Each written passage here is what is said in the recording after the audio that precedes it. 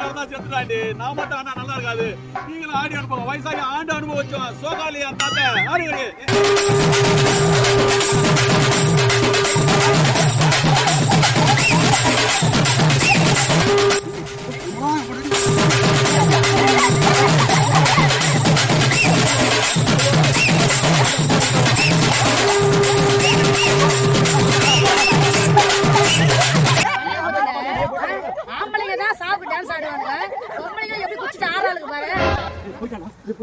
என்ன ஆட்டோண்ணா இப்போ அவளை பார்த்து நான் தூங்கிட்டேன்.